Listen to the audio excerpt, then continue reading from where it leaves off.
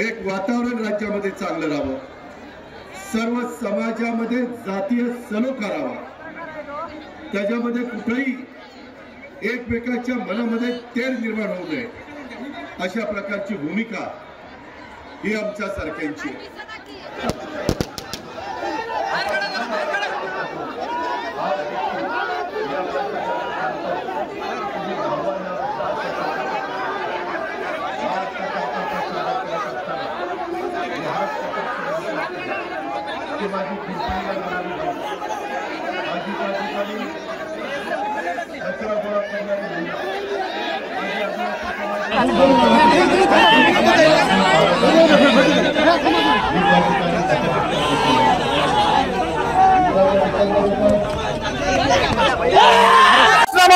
महाराष्ट्र घराण्यामध्ये सगळ्यात जास्त श्रेय कोणाचं आहे? मराठ्यांचं आहे.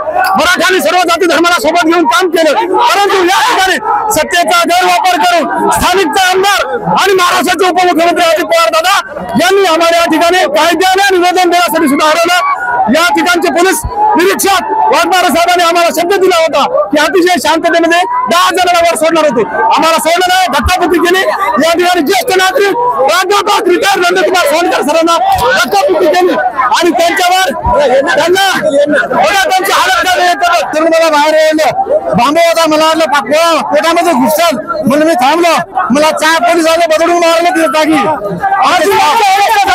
आम्ही निवेदन द्यायला जाऊ लागलो, आम्हाला निवेदन सुद्धा देऊ दिलं नाही, पोलीस साहेबांना निवेदन देऊ दिलं नाही, उपमुख्यमंत्र्यांचं हे काम योग्य नाही।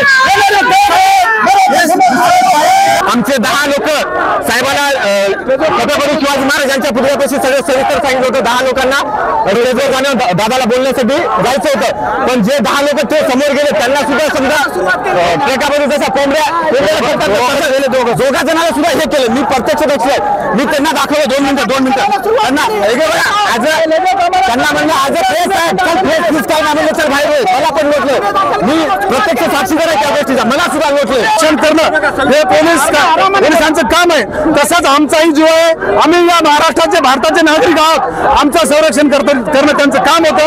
बाबासाहेब आंबेडकरांनी जो कायदा आलेला, कायद्याच्या नियमात बसून आम्ही आमची मागणी सविस्तर घेऊन जात होतो आणि वाघमारे साहेब पोलीस निरीक्षक यांनी आम्हाला शब्द दिला की सविस्तर सोडतो तुम्हाला शांततेत। आम्ही कुठल्याही घोषणाबाजी केली नाही, कुणालाही धक्काबुक्की केली नाही, आमच्यावर लाठीचार्ज झाला।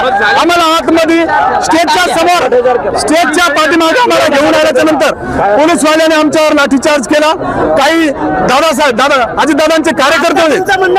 आता आमचं म्हणणं एवढंच आहे की जरांगे पाटलांना आपण जो शब्द दिला होता अधिसूचना त्याचं काय झालं, काम कुठं झालं यासाठी आम्ही